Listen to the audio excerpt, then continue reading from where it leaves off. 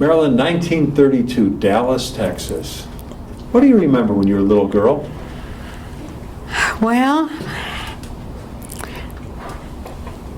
I guess I can remember back to, I don't know if it's actual memory or pictures, but maybe around 4 years old, something like that. What was going on?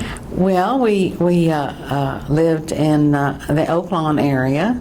That was about as far north as Dallas went, with my parents. And my dad was in the ladies' millinery business at the time. Mm-hmm. And I went to nursery school and all, and had a lot of children in the neighborhood too. And he was transferred for 6 months to open a department in Cincinnati. So we left, and he had built a dollhouse in the backyard with his hands. He was good, like an architect, good with numbers and measurements, and liked to build things. So we moved gave up the duplex, moved to Cincinnati, moved the dollhouse over to an aunt's house for her in her backyard till we got back. And I think I can remember a little bit about Cincinnati, although I've never been back there since then. What was the ride like to Cincinnati back then? Long. Very long and hot. Yeah. But then we came back to Dallas, and we moved a little bit further north on to Normandy. What brought you back to Dallas? Well, he opened the millinery department there, and they were ready to return to Dallas. Okay, and where did you wind up in Dallas, Tom? On Normandy Street then, in North Dallas. After Normandy, we were ready to move into a home, and Dallas had progressed a little further north, and he was out still traveling and out of town, and she found a house. She called him, and he said, "Sounds fine. I'll trust your judgment. Go ahead and buy it." And it happened to be in the Park Cities and a very good school system. And that's where I went to school and graduated. Now, is this the late 30s you came back, or in the 40s? In the 30s. Okay, still in the 30s. Now, did the Depression affect your family at all? I'm sure it did. My dad was in the piece goods business at the time. He was single, and then before he went into the millinery business. So I think he had a job the whole time, and we were very lucky that way. Now, was your dad in the service too? No, okay. He was not. He was that age group where he was born in '03. Okay. And he just missed the service, although he had gone to a military academy for high school, Bryan Academy, down in near College Station. Okay. What about your grandparents? Do you remember them? Yes, I do. My mother was from Shreveport, Louisiana, and her parents lived in Shreveport and had arrived there in the 1800s and opened a specialty store, department store. Where did they come from? My grandfather came from a town in Russia called Mogadishu. I pronounce it that way, but it could have been pronounced some other way. Right. And some of her family have traced the family back as far as they could from there. And they came in through New Orleans and moved up to Baton Rouge and then landed in Shreveport. My dad's grandfather, Jacob Pervin, came from Tilsit, Germany, which I think was destroyed during the war, and got on a train in New York City.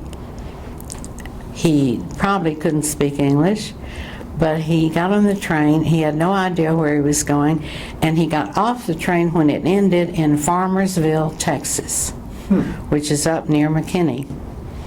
And there he opened a dry goods store, a little store there. Now, this was your dad's grandfather? Grandfather. Okay, so when was this?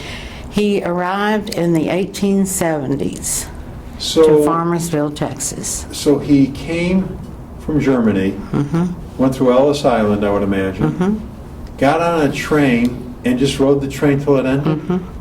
No plan? No. So when he arrived in Texas and got off the train, did he ever tell the family what he did for food, or? Yes, it was written in a little pamphlet. We've been to Farmersville, and someone told us to go to the drugstore, the little drugstore there, and that they knew that the town had printed a little pamphlet of the history of Farmersville. And he had one little paragraph in this little pamphlet. Wow. And it said, our first Jewish citizen came from Germany and had a push cart, sold Wow. goods from the push cart.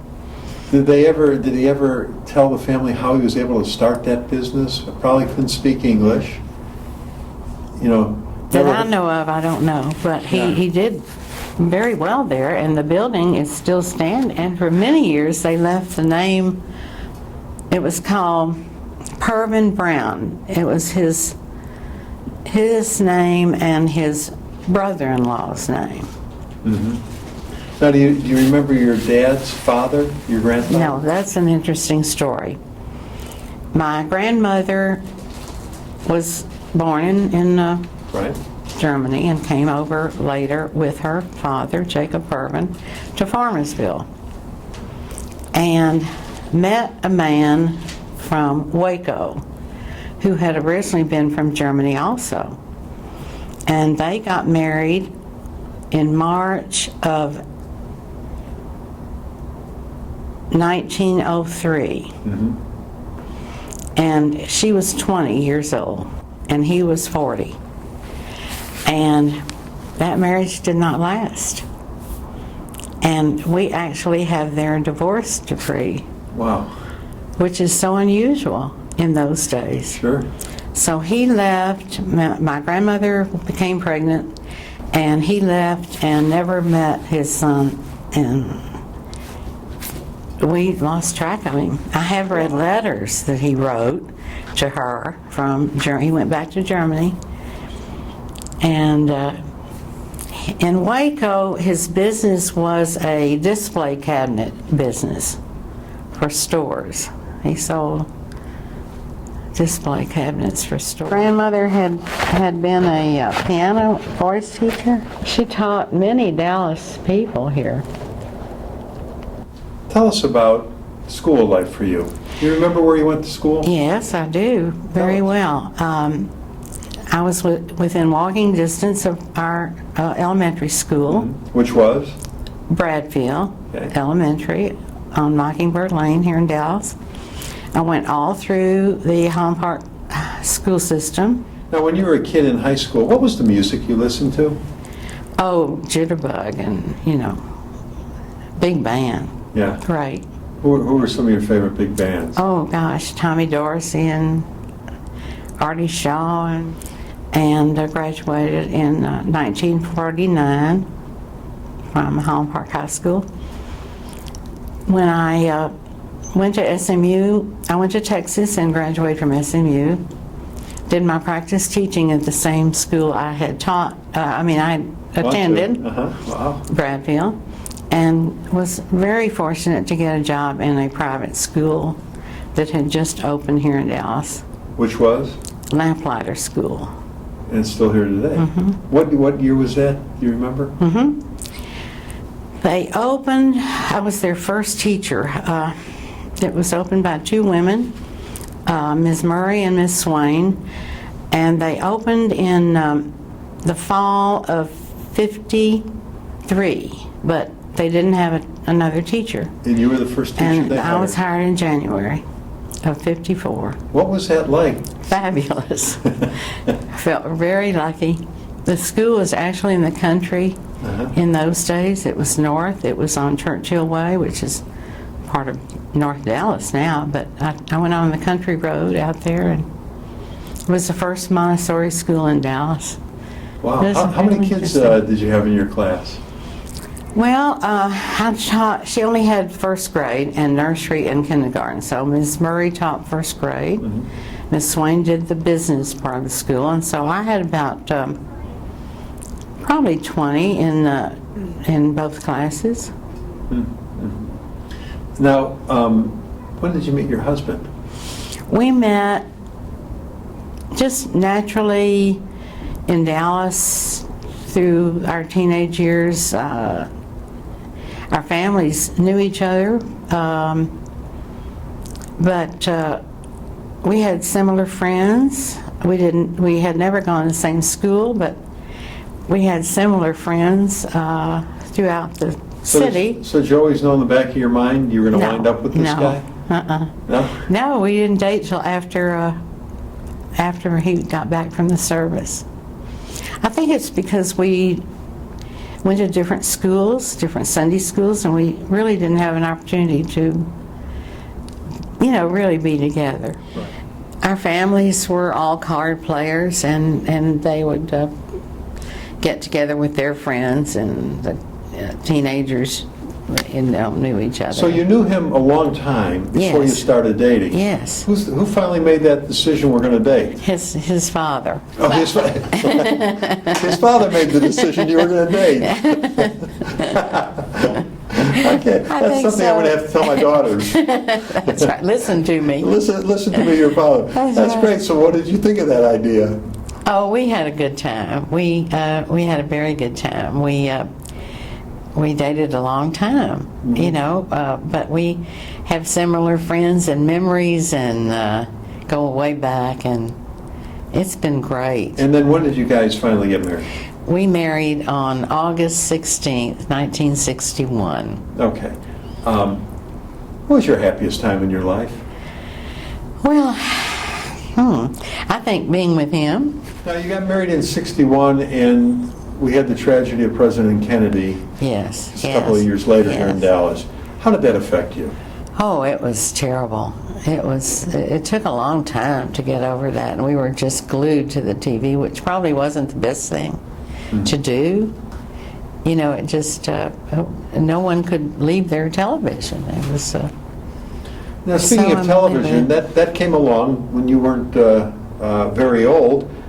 Do you remember getting that first television? Yes, I do. Where were Very you? well. My dad, being a big football fan, had bought his seats through a raffle type thing from the Cotton Bowl Association. Right. They were having a big contest to get season tickets. And believe it or not, his ticket was picked out of the thousands and thousands and thousands of tickets. Oh, my goodness.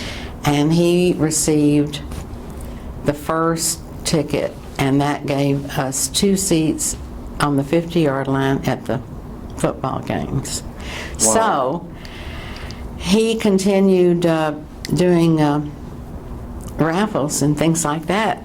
It must have been a lucky streak. So there was a club that he belonged to, a dinner club, and my husband's family belonged there also.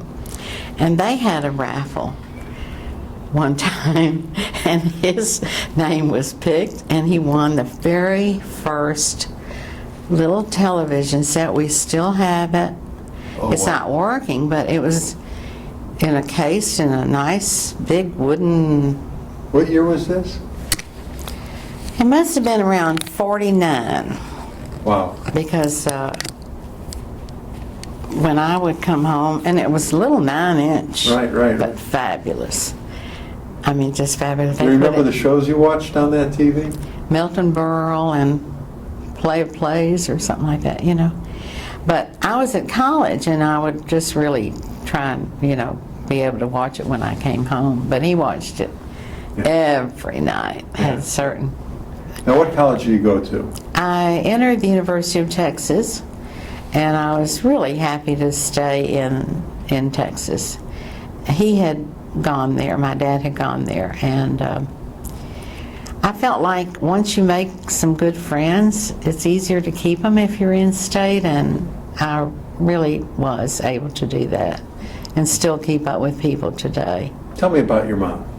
Mother was this precious Southern belle from Shreveport, Louisiana, and she had a friend here in Dallas, and the friend invited her to come to Dallas to visit. She had someone she wanted her to meet, and we laugh about this. She was so Southern, so cute. So she did. She came over and visited. She met my dad, and they went to a movie, and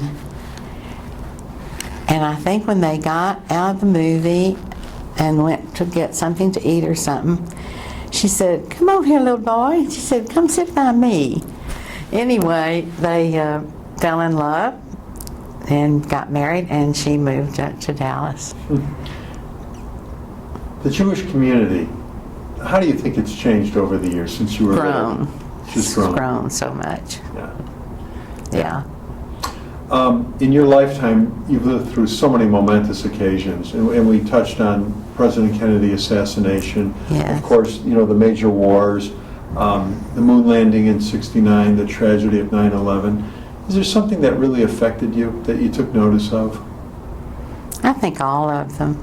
I can't think right now the one that particularly stands out. What was the neatest thing, like an invention or something that when you guys finally got it, what was like, you go, wow, this is the neatest thing ever. I mean, you may go back and even remember when the Iceman came. It was air conditioning. You're in That's Dallas, true. that was pretty nice. That's right, that's right. Do you remember when you got that air conditioning? Yes, it was tremendous. It was huge. It was took a whole half a wall.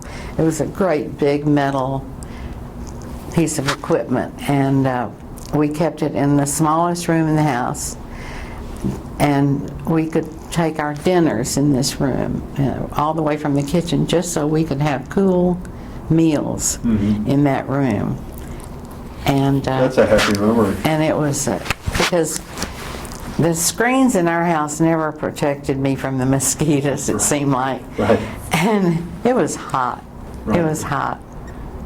You and Al have one daughter, one son, and one grandchild. Yes, yes. What advice does Grandma want to leave to that grandchild in the next generation?